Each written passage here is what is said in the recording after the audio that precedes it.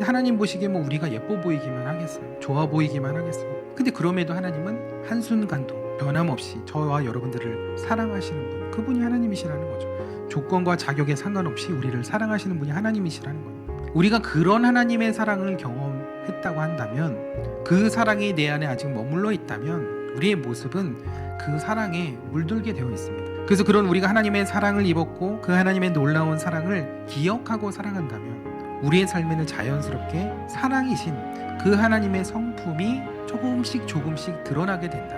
갑자기 막 변한다는 것이 아니라 그 하나님의 성품이 우리를 통해서 조금씩 조금씩 스며 나온다는 거죠.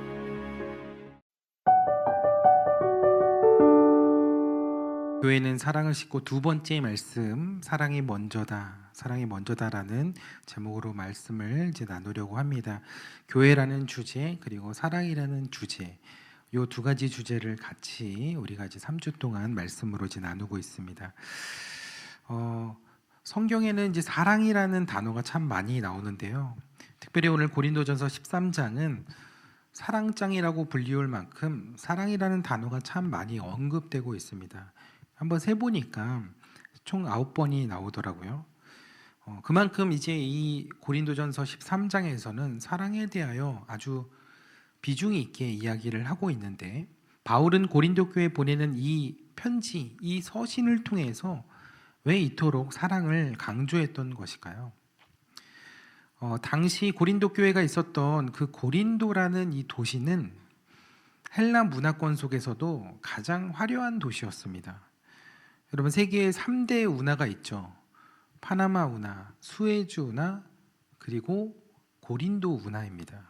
그러니까 육지와 바다를 연결하는 교통의 요지고, 그러다 보니까 그곳이 상업과 문화가 발달하고 또 많은 사람들의 이념과 또 개념들이 오가는 철학과 수사학이 발달되어 있는 그런 도시였습니다.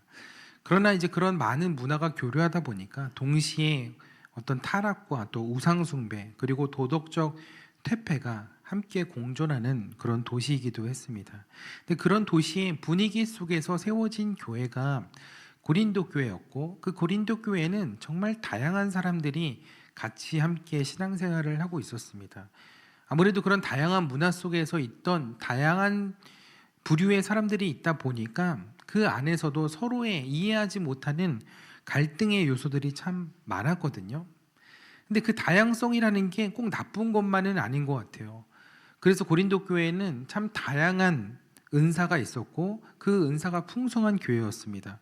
방언도 있고 예언도 있고 가르치는 사람들도 있고 그렇게 다양한 사람들이 있었는데, 그것이 좋은 면으로 나타나면 좋지만 또 어떤 면에 있어서는 굉장히 많은 혼란과 또 분쟁거리를 또 만들었습니다. 그래서 은사가 서로의 덕을, 공동체의 덕을 세워주는 일이 되어야 되는데 자꾸 비교의 기준이 되고, 신앙은 자랑의 수단이 되었으며, 그래서 교회가 사랑의 공동체가 아니라 경쟁의 장이 되어버렸습니다. 그러니까 고린도라는 그런 문화가, 그 도시의 문화가 그랬거든요. 자기의 우월감을 드러내는 것, 겉으로 보여지는 면이 굉장히 중요했던, 거칠애가 중요했던 그런 도시의 문화였습니다. 특히 그 헬라의 문화 가운데서는요, 사람, 특히 지식이 있는 사람들, 뭐 철학자, 언변가, 이런 어떤 사람들을 아이돌로, 하나의 마치 유명인처럼 그렇게 따르고 숭배하는 문화가 있었습니다. 숭배라고 하니까는 좀 과한 거 아닌가라고 할 수 있는데, 그 정도로 그 사람을 따랐고 그 사람이 마치 정말 지금 요즘의 아이돌처럼 그렇게 따라다녔고 생각했던 그런 문화가 있었습니다. 그래서 교회 안에서도 바울을 따르는 사람, 고린도 교회 안에 아볼로를 따르는 사람, 게바를 따르는 사람, 게바는 베드로의 이제 아람어 이름의 표기법인데 베드로는 이제 헬라어 표기법이죠. 그래서 베드로를 따르는 사람, 이렇게 그 각각 그 영적인 리더십의 사람들을 따라 파가 나누어지면서 교회 안에서는 정말 바람잘 날이 없을 만큼 분쟁이 이제 잦았습니다. 근데 그러한 소식을 바울이 이제 듣게 되면서 매우 가슴 아파하며 고린도 교회의 여러 문제들에 대하여 그냥 모른 채 할 수가 없어서 그 문제들 하나하나에 대하여 복음적인 이제 솔루션을 적어내려간 그 서신이, 그 편지가 바로 고린도전서입니다. 그래서 고린도전서를 보면 이 고린도 교회가 가지고 있었던 여러 가지 문제들에 대해서 세세하게 다뤄지고 있는 것이죠. 뭐 다양한 문제들이 있었는데, 그런데 12장에서 14장까지를 보면 은사에 대한 이야기를 특히 길게 다루고 있습니다. 그 중에서도 방언에 대한 이야기를 특별히 많이 하는데, 12장에서 방언에 대한 이야기를 하다가 근데 갑자기 조금 생뚱맞게 13장에서 사랑에 대한 이야기를 또 갑자기 하게 됩니다. 그리고 나서 다시 14장에서 방언에 대한 이야기, 은사에 대한 이야기를 다시 꺼냅니다. 그래서 방언이 어쨌든 그 당시에 중요한 이슈였고, 그 방언에 대한 문제에 대해서 바울이 심도 있게 다뤄야겠다는 생각을 했던 것 같습니다. 근데 여러분, 방언이 무엇인가요? 방언은 어떤 외국어를 말하는 것과는 다른 거죠. 물론 사도행전 2장에 사도들이 각 나라의 언어로 말을 했다고 하는데, 그거는 방언과 좀 다른 것입니다. 방언은 어떤 외국어의 어떤 능력이 갑자기 이렇게 얻어지는 것이 아니거든요. 만약에 그랬으면 제가 방언 받으러 많이 다녔을 거예요. 몇 개 국어를 좀 할 수 있으면 얼마나 좋겠어요. 방언은 그런 게 아니고, 방언은 하나님과 나와의 소통하는 언어라고 할 수 있습니다. 그래서 고린도전서 14장 2절에 보면 방언을 말하는 자는 사람에게 하지 아니하고 하나님께 하는 거라고 그랬어요. 이는 알아듣는 자가 없고 영으로 비밀을 말하는 것이라고. 하나님께 비밀로 말하는 것. 그러니까 다른 사람들은 내가 하는 이 방언에 대해서 알아들을 수가 없는 것이죠. 물론 그 통역의 은사가 있는 사람을 통해서 그 방언을 해설하고 해석할 수는 있지만 보통 사람들은 알아들을 수 없다는 것이죠. 그래서 나와 하나님과만의 소통하는 다른 차원의 언어라고 할 수 있습니다. 그만큼 이 방언은 개인의 영적인 체험과 깊은 관련이 있는 그 은사가 바로 방언이라고 할 수 있습니다. 근데 이 방언을 하는 게 왜 문제가 됐을까요? 바울은 방언 자체를 부정한 것이 아닙니다.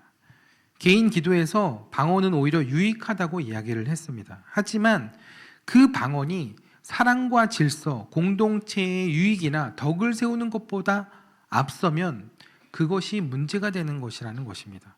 그러니까 방언을 하게 되었을 때 그 방언이 마치 나에게 다른 사람이 없는 특별한 능력이나 스킬처럼 나의 우월함을 드러내려는 그런 것이 될 때 이런 것들이 문제가 된다는 것이죠. 그러니까 방언의 어떤 본질과는 좀 다른 거죠. 지극히 개인의 영적인 부분이고, 그것이 서로에게 그 하나님과의 친밀한 관계를 통해서 세워지는 덕이 되어야 하는데, 그러지 않고 서로에게 오히려 경쟁심을 만들고 그것을 통해서 자꾸 서로가 분쟁을 하게 만드는 그런 것이 되어서 문제가 됐다는 거죠. 여러분 중에 방언 기도를 해보신 분이 있으실 거라 생각합니다.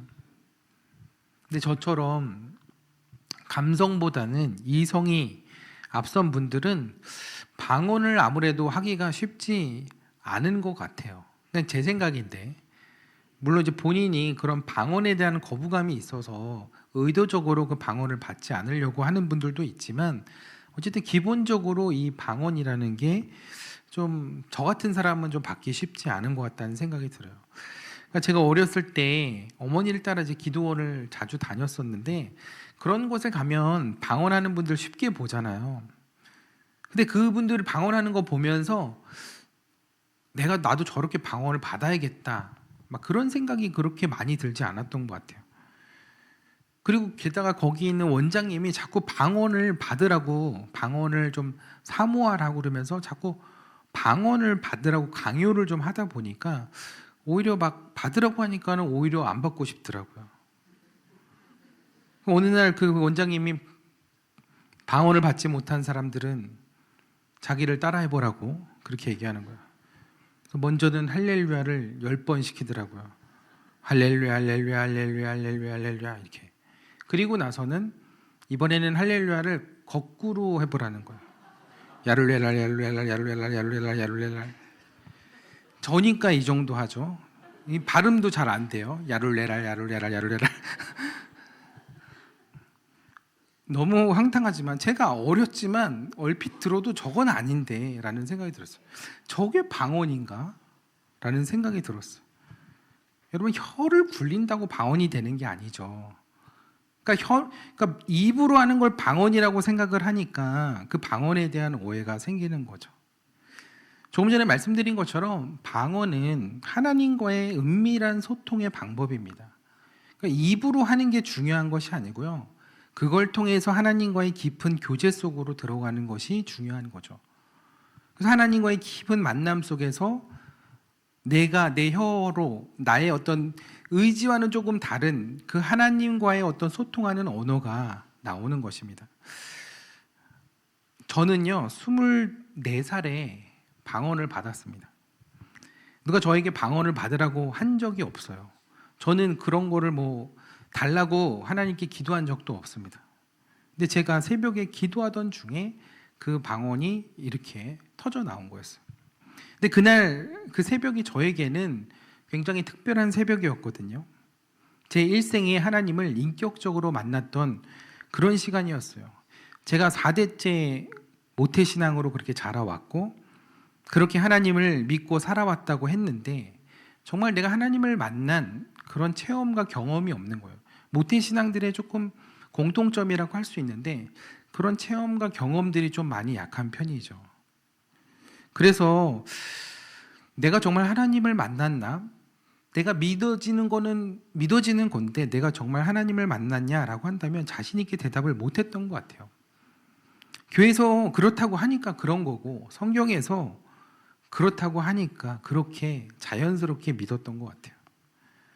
근데 그날 그 새벽에 하나님께서 당신이 정말 현존하시고 지금 내가 살아가는 이 시간 속에 하나님께서 나에게 말씀하시고 나를 찾아오셨다는 그런 체험을 하게 되었습니다. 그때 제가 하나님의 그런 뜨거운 시선을 경험했었는데요. 정말 그 하나님의 얼굴, 제가 하나님의 얼굴이 형상을 자세하게 묘사할 수는 없었지만 그 하나님의 그 얼굴이 그 교회 앞을 가득 채우고 저를 향해서 그 시선이 저를 향해 있다는 것을 제가 느꼈습니다. 그때가 제가 이제 목사 한 수밖에 한 달 전이었는데 마음이 굉장히 심란했거든요. 근데 보통 그런 것 같아요. 하나님의 그 부르심 앞에, 특히 목회자로서의 부르심 앞에 그 날이 다가올수록 참 고민과 고뇌가 참 많아지거든요. 물론 늦게 소명 받으신 분들이랑은 또 다를 수 있겠지만, 근데 그날 하나님이 그런 응답을 주셨어요. 제가 그런 어떤 앞으로의 저의 목회의 여정들이나 제가 목회자로서 살아갈 수 있을까에 대한 많은 고민과 걱정들을 하고 있을 때 하나님은 내가 지금 너를 바라보고 있는 것처럼 네가 가야 할 그 목회의 길이 아니라 네가 해야 될 목회가 아니라 네가 앞으로 목양해야 될 성도가 아니라 내가 지금 너를 바라보고 있는 것처럼 너도 나만 바라보고 가면 된다. 목회 네가 하는 거 아니야. 교인들 네가 책임지는 거 아니야. 교회 보지 말고 나만 바라봐라. 성도들 보지 말고 나만 바라봐라. 그러면서 그때 하나님이 그런 음성을 들려주시면서 제가 그때 그런 찬양이 갑자기 저도 모르게 이제 나와서 막 다들 막 기도하고 있는데 저는 찬양을 막 불렀어요. 어떤 찬양이었냐면 하나님 사랑의 눈으로 너를 어느 때나 바라보시고 하나님 인자한 귀로서 언제나 너에게 기울이시니 어두움에 밝은 빛을 비춰주시고 너의 작은 신음에도 응답하시니 너는 어느 곳에 있든지 주를 향하고 주만 바라볼지라. 주만 바라볼지라.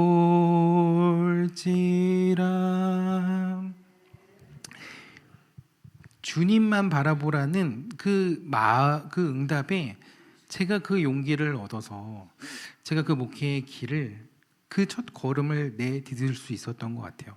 근데 제가 그래서 이 찬양을 부를 때마다 참 눈물이 많이 나오는데요. 그때 그 찬양 부르면서 흘렸던 그 눈물이 지금도 마르지 않아가지고 제가 여기서 이렇게 강단에서 눈물을 많이 흐르는 것 같아요.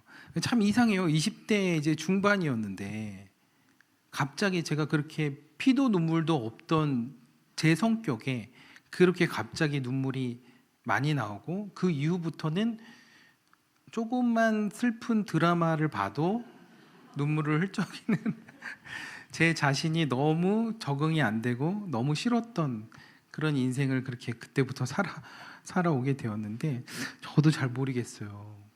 그때 벌써 갱년기가 올 수는 없잖아요. 그러니까 그거는 분명히 제 신체적인 변화였고 감정의 변화였는데, 하나님께서 그런 하나님의 긍휼한 마음을 저에게 부어주셨던 것이 아닌가라는 생각이 들었습니다. 그러면서 그때 제가 하나님께 이 찬양을 부르고 기도하는데, 막 기도를 하면서 그 하나님을 묵상하면서 기도의 깊은 곳으로 들어간다는 느낌이 들었는데, 어느새 저도 모르게 입에서 다른 말이 나오더라고요. 제 마음에서는 의도한 말이 이런 말이었는데 정작 나오는 말은 다른 언어였어요. 그러면서 저도 모르게 기도가 이렇게 술술 나오는데, 그때 제가 알았어요. 아, 이게 방언이구나. 근데 그 방언을 하는데, 제가 방언 받았다는 것도 좀 부끄러운 일인데, 방언을 주변 사람들이 있는데도 별로 의식하지 않고 그때 그렇게 방언 기도를 했던 것 같아요. 근데 그때 제가 방언을 했다고 해서 그렇게 막 기쁘고 막 그러지 않았거든요.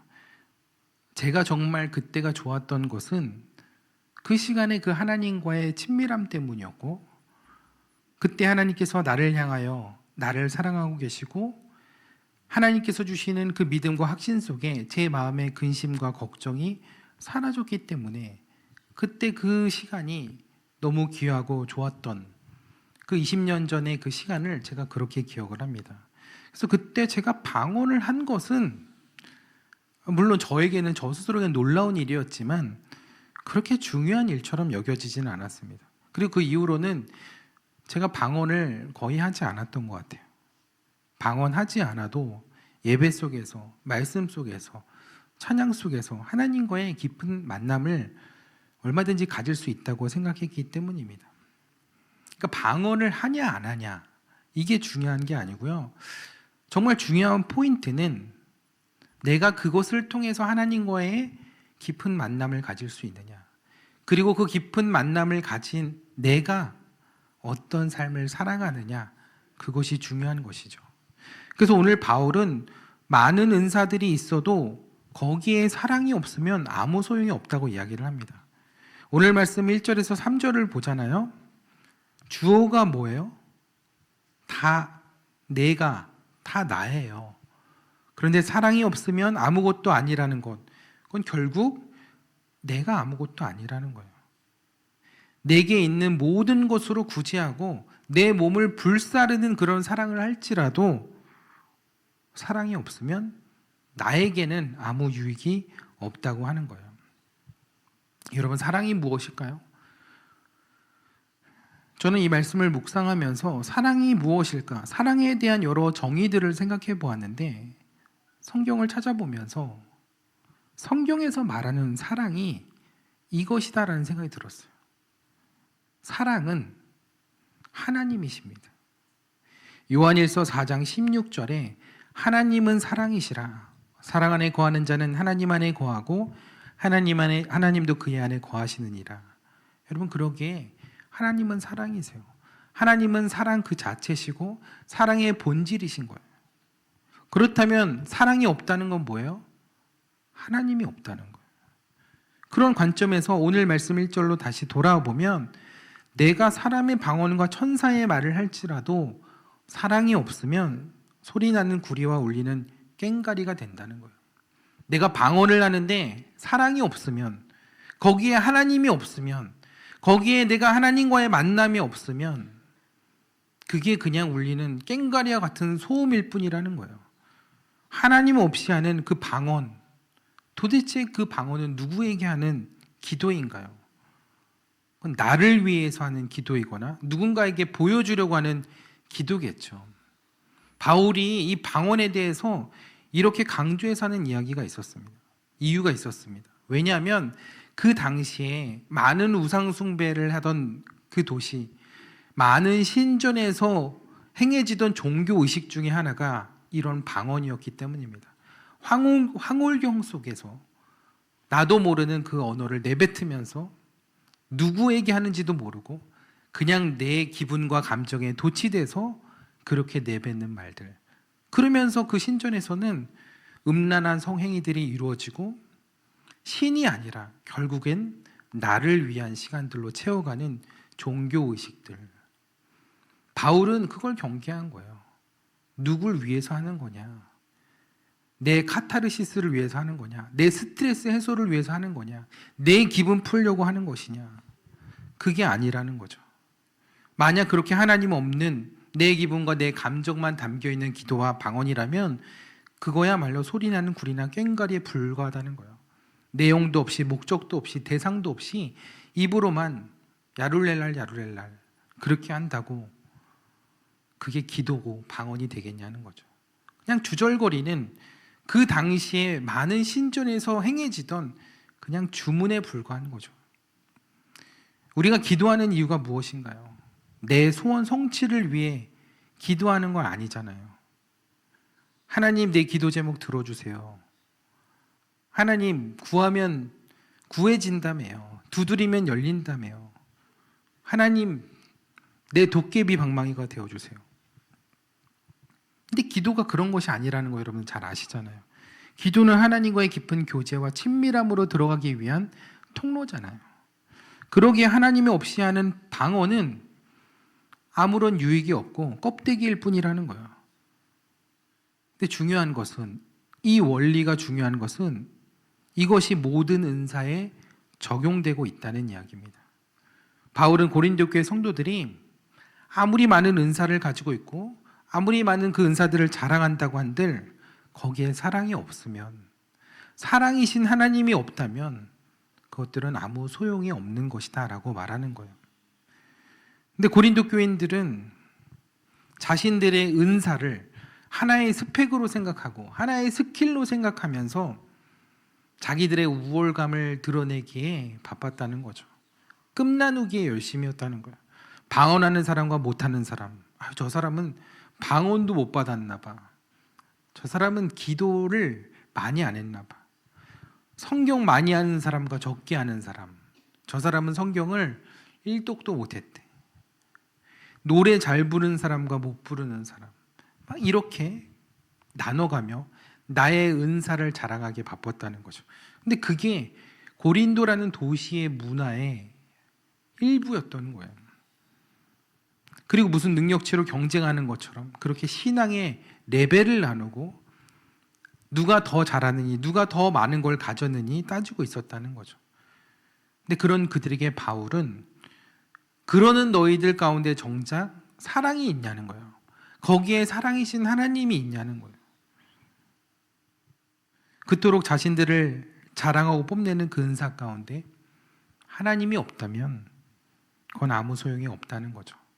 그래서 사랑 이야기로 가득 찬 이 고린도전서 13장은 신앙생활의 열심인 모습 가운데 정작 사랑이신 하나님이 나에게, 우리 가운데 계신지를 점검해 보라는 말씀이에요.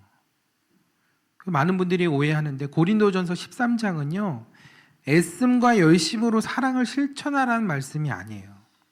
오늘 말씀을 다시 한번 보세요. 13장에는 사랑하라는 말이 단 한 번도 나오지 않습니다. 대신 사랑은 이런 것이다, 사랑은 이런 모습으로 나타나야 하는 것이다, 사랑의 속성에 대해서 정의하고 있을 뿐이라는 거죠. 근데 그 사랑이 바로 하나님이시라며요. 그러면 그 정의가, 그 속성이 누구를 이야기하는 거예요? 하나님을 이야기하는 거죠. 이게 바로 하나님의 속성이고 하나님의 성품이고 하나님 안에 있을 때 나타나는 모습들이라는 거죠. 그래서 그 모습이 우리 안에 사랑이신 하나님이 계시다면 자연스럽게 드러나는 하나님의 성품이라는 거예요. 근데 여러분 오해하시면 안 돼요. 그거 내 성품이 아니에요. 그거 내 인격이 아니라는 거예요. 여러분 스스로를 보세요. 여러분이 아무리 좋게 봐도 내 자신이 그렇게 내세울 만큼 좋은 성품이나 인격이 아니잖아요. 나이가 들어서 더 오래 세월을 살면 더 그 인품이나 성격이 좋아지나요? 여러분 우리는 그래서 사랑할 자격도 능력도 없는 사람들이라는 거죠. 근데 여러분 내가 사랑할 만한 사람을 사랑하는 것, 그건 사랑인가요? 사랑이죠. 그러면 내가 너무나 싫어하고 얄밉고 너무 상종하기도 싫은 사람, 그 사람을 사랑하는 건 사랑인가요? 그것도 사랑이죠. 근데 온전한 사랑은 그 모든 것을 다 포함해야 하는 거예요. 조건 없이, 내 기준과 상관없이, 마음에 들든 들지 않든 똑같이 사랑하는 게 사랑이라는 거죠. 근데 그런 사랑을 할 수 있는 사람이 얼마나 될까요? 우리는 기본적으로 누군가를 온전히 사랑할 수 있는 그런 자들이 아닙니다. 그래서 우리가 사랑의 힘이라는 것, 그것은 우리 자신에서 비롯될 수 없는 거예요. 사랑은 사랑이신 하나님으로부터 비롯되는 거죠. 다시 말해 우리가 사랑할 수 있다면 그 사랑의 원천은 내가 아닌 하나님에서부터라는 거예요. 여러분이 한번 사랑하려고 애써 보세요. 여러분 내 자식도 사랑스럽지 않을 때가 얼마나 많은데요. 저도 우리 아이들이 방학 때 집에 있으면서 이빨을 얼마나 여러 번 깨물면서 참는지 몰라요. 정말 사랑은 오래 참는 건데 오래 참지 못하겠더라고요. 우리 가족도 얼마나 믿고 마음에 들지 않을 때가 얼마나 많아요. 우리가 사랑을 해봐야 얼마나 하고 얼마나 많이 할 수 있고 얼마나 오래 할 수 있겠어요. 여러분 나태주 시인의 제가 너무 좋아하는 시인이어서 제가 이분의 시집은 다 사보는데 나태주 시인의 사랑의 답함이라는 시가 있습니다. 제가 한번 읽어드려 볼게요. 사랑의 답함, 나태주. 예쁘지 않은 것을 예쁘게 보아주는 것이 사랑이다. 좋지 않은 것을 좋게 생각해 주는 것이 사랑이다. 싫은 것도 잘 참아주면서 처음만 그런 것이 아니라 나중까지, 아주 나중까지 그렇게 하는 것이 사랑이다. 여러분 첫 번째, 두 번째 요 문장까지는 그렇지. 예쁘지 않은 걸 예쁘게 보아줄 수 있지. 좋지 않은 거 좋게 봐줄 수 있지. 연애할 때도 콩깍지만 씌워도 다 좋아 보이고 다 예뻐 보이는데. 근데 세 번째 문장에서 걸리는 거예요. 처음만 그런 것이 아니라 나중까지, 그것도 아주 나중까지 그렇게 하는 것이 사랑이다. 내가 한 건 사랑이 아닌가 보네. 그러면 처음만 그런 게 아니라 나중까지, 아주 나중까지 그렇게 하는 것. 여러분 그 사랑은 누구나 할 수 없는 것 같은 그런 사랑입니다. 그렇게 변함없는 사랑을 할 수 있는 사람이 이 세상에 존재할까요? 한순간도 내가 그 사람에 대한 마음이 변함없이 계속 사랑할 수 있다는 것, 그게 가능할까요? 저는 없다고 생각합니다. 대신 그 변함없는 사랑으로 우리를 찾아오시고 변함없이 우리의 마음문을 계속해서 두드리시는 분, 그분이야말로 우리를 향해서 사랑하실 수 있는 유일하신 분인 줄 믿습니다. 근데 하나님 보시기에 뭐 우리가 예뻐 보이기만 하겠어요? 좋아 보이기만 하겠어요? 근데 그럼에도 하나님은 변함없이 한순간도 변함없이 저와 여러분들을 사랑하시는 분, 그분이 하나님이시라는 거죠. 조건과 자격에 상관없이 우리를 사랑하시는 분이 하나님이시라는 거예요. 우리가 그런 하나님의 사랑을 경험했다고 한다면, 그 사랑이 내 안에 아직 머물러 있다면 우리의 모습은 그 사랑에 물들게 되어 있습니다. 그래서 그런 우리가 하나님의 사랑을 입었고 그 하나님의 놀라운 사랑을 기억하고 살아간다면 우리의 삶에는 자연스럽게 사랑이신 그 하나님의 성품이 조금씩 드러나게 된다는 거예요. 갑자기 막 변한다는 것이 아니라 그 하나님의 성품이 우리를 통해서 조금씩 스며 나온다는 거죠. 여러분, 근데 오늘 말씀에 이렇게 이야기를 하고 있죠. 사랑은 오래 참고 사랑은 온유하며 시기하지 아니하며 사랑은 자랑하지 아니하며 교만하지 아니하며 무례히 행하지 아니하며 자기의 유익을 구하지 아니하며 성내지 아니하며 악한 것을 생각하지 아니하며 불의를 기뻐하지 아니하며 진리와 함께 기뻐하고 모든 것을 참으며 모든 것을 믿으며 모든 것을 바라며 모든 것을 견디느니라. 여러분, 여러분이 이런 사랑을 한다고 하면 너무 끔찍하지 않나요? 이런 사랑 하실 수 있겠어요? 어떻게 모든 걸 참고 모든 걸 믿고 모든 걸 바라고 모든 걸 견뎌요? 여러분, 이런 사랑 하실 수 있어요? 여러분 안에 있는 사랑으로 이런 삶을 살려면 여러분들의 인생은 정말 고역일 거예요. 너무 스트레스 받아가지고 정말 암세포가 매일 생길 것 같아요. 여러분, 그래서 이건요, 여러분들 보고 이런 사랑 실천하라는 게 아니에요. 여러분, 이런 성품 여러분 거 아닙니다. 우리가 성품이 좋아서 사랑할 수 있는 거 아니라는 거예요. 아무리 성품이 좋고 인격이 좋은 사람도요, 그것도 하루 이틀이죠. 우리가 인내심이 많아가지고 오래 참아서 사랑할 수 있는 게 아니라는 거예요. 그 사랑은요, 우리의 힘과 노력으로 만들어지는 것이 아니라 완전하신 그 하나님의 사랑 안에 내가 거하게 될 때 그 사랑의 힘이 발현되는 거예요. 그건 내 사랑이 아니에요. 하나님의 사랑이 내 안에서 빛을 내는 거예요. 하나님의 성품이 내 안에서 드러나는 거예요. 여러분, 맑은 날 밤하늘의 달을 보세요. 정월이 되면 이제 다음 달에 또 정월 설이 오죠. 보름달이 뜨죠.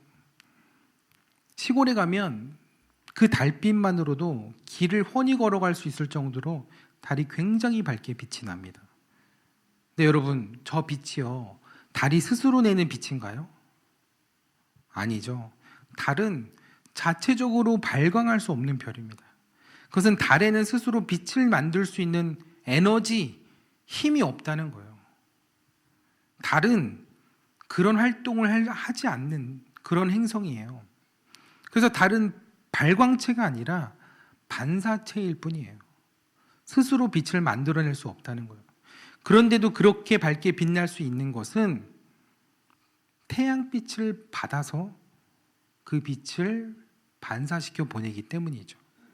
여러분, 달이 태양빛을 몇 프로 정도 받을까요? 몇 프로 정도 반사시킬까요? 달 표면이 태양빛을 10%에서 12% 정도 반사한다고 합니다. 태양빛에 10분의 1만 받아내도 그렇게 밝게 빛날 수 있다는 거예요. 여러분, 사랑이 그런 겁니다. 우린 누군가를 사랑할 힘이 없어요. 누군가에게 비춰줄 사랑이 없습니다. 그러나 사랑이신 그 하나님이 우리의 삶을 비추기 시작하면 그 어두운 달 표면을 태양에 비추듯이 우리의 어두운 삶을 하나님이 비추기 시작하면 우리는 스스로 빛을 내지 않아도 빛이 나게 돼 있어요. 애써 사랑하려고 이를 악물지 않아도 하나님의 사랑이 내 안에 임하면 우리가 사랑하게 되어 있습니다. 그게 사랑의 힘인 것이죠. 하나님이 우리 보고 너 사랑해야 돼, 사랑해야 돼 한다고 우리가 사랑해지나요? 여러분, 사랑하려고 애쓰는 것에서 자유롭게 되기를 축복합니다. 대신 그 하나님의 사랑을 더 풍성히 여러분들 가운데, 여러분들의 삶 가운데 받게 되는 여러분들 되시기를 축복합니다.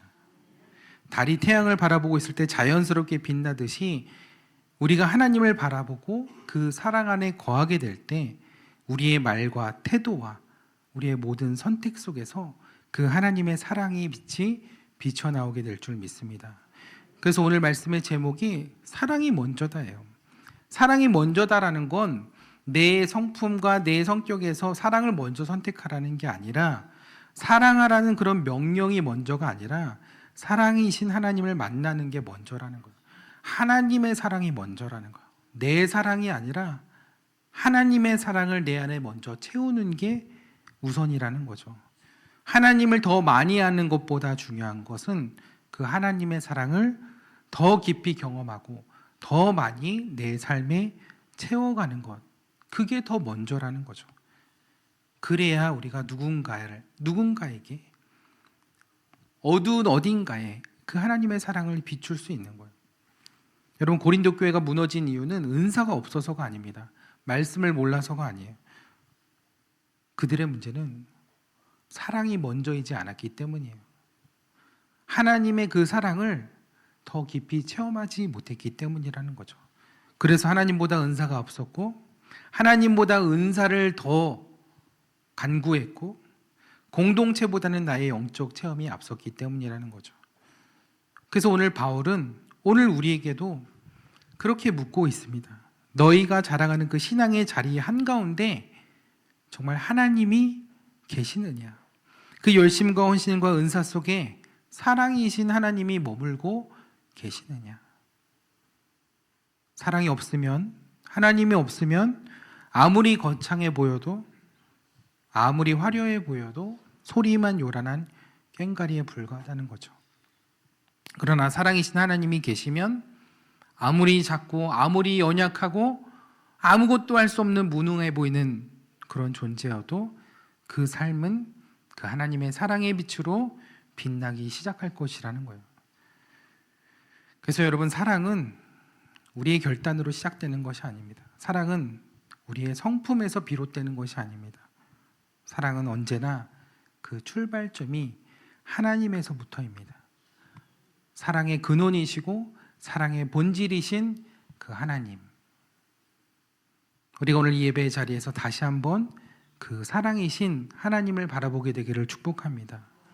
그래서 내 스스로 애써 빛나려고 하지 마시고, 애써 누군가를 사랑하려고 하지 마시고, 그에 앞서서, 그거 하지 말라는 게 아니라 그에 앞서서 여러분 사랑해보려고 해도 안 되잖아요. 그동안 그렇게 안 됐던 거 붙들지 마시고 우리가 그 하나님의 사랑의 빛 앞에 먼저 서시게 되기를 축복합니다. 그 빛 앞에 서기만 하면 돼요. 그러면 그 하나님의 사랑의 빛이 우리를 비추고 우리는 그 사랑의 빛을 우리의 가족들에게, 우리가 만나는 사람들에게 그 하나님의 사랑의 빛을 전할 수 있게 될 줄 믿습니다. 그때 우리의 가정이, 우리의 교회가, 우리의 관계가 그 하나님의 빛으로 가득 채워질 줄 믿습니다. 여러분, 사랑이 먼저입니다. 그리고 그 사랑은 언제나 하나님으로부터 시작되는 줄 믿습니다. 그러므로 여러분 안에 있는 그 애씀과 노력은 잠시 내려놓고 하나님 주시는 그 은혜의 빛을, 그 사랑의 빛을 두 팔 벌려 마음껏 주님, 저를 사랑해 주세요. 주님, 저에게 주님의 사랑을 부어주세요. 내가 그 하나님과의 관계에 깊은 만남 속으로 들어가기를 원합니다. 내가 주님 없이는 한순간도 살아갈 수 없는 존재입니다. 그 주님의 사랑으로 숨쉬게 하시고 그 주님의 사랑으로 내가 다시 회복되게 하여 주옵소서. 이렇게 기도하며 또 믿음의 한 주를 살아가시는 저와 여러분들 되시기를 주님의 이름으로 축원합니다. 믿습니다. 주님, 그 누구도 주님의 사랑을 나에게서 끊을 수 없습니다. 나를 숨쉬게 하시고 나를 이끄시고 내가 갈 수 없는 곳으로 나를 이끌어 가시는 그 주님의 사랑, 그 주님의 사랑을 그 누구도 끊을 수 없습니다. 내가 그 주님의 사랑을 붙들고 있는 이상 주님께서도 내 인생을 붙드시고 주님께서 나를 그 사랑의 길로 인도하여 주시는 줄 믿습니다. 나를 향하신 그 주님의 사랑을 이제 우리가 다시 놓지 않겠습니다. 내가 누군가를 사랑하려고 애썼던 그 마음들, 그러나 되지 않았던 우리의 마음들 주님께서 누구보다 잘 아시는 줄 믿습니다. 우리의 연약함이 아니라 주님의 완전하신 그 사랑을 붙들기 원합니다. 주님, 우리의 삶 가운데, 우리 가정 가운데 그 주님의 사랑의 빛을 비춰 주시옵소서. 내 힘으로, 내 능으로 사람이 변할 수 없고 그 인생이 변할 수 없음을 우리가 이미 경험했고 우리가 이미 그 실패의 길을 걸어왔습니다. 그러기에 이제 다시금 주님의 손을 붙들고 주님의 사랑을 붙들고 주님의 강건하시는 그 사랑의 길로 우리가 걸어가기를 결단하오니 주님, 우리를 사랑의 빛으로 인도하여 주옵소서. 그 사랑의 빛으로 우리의 삶의 모든 어둠의 권세가 떠나가게 하여 주시고 예수 그리스도께서 십자가의 사랑으로 보여주신 그 사랑의 빛이 우리의 삶에 가득 찰 수 있도록 주님, 우리의 삶을 붙들어 주옵소서. 주님의 생명의 빛을 비춰 주옵소서. 치유의 광선을 비춰 주옵소서. 주님의 그 사랑의 힘으로 다시금 우리 인생이 일어나게 하여 주옵소서. 우리 이 시간 주여 한번 부르시고 함께 기도하겠습니다. 주여.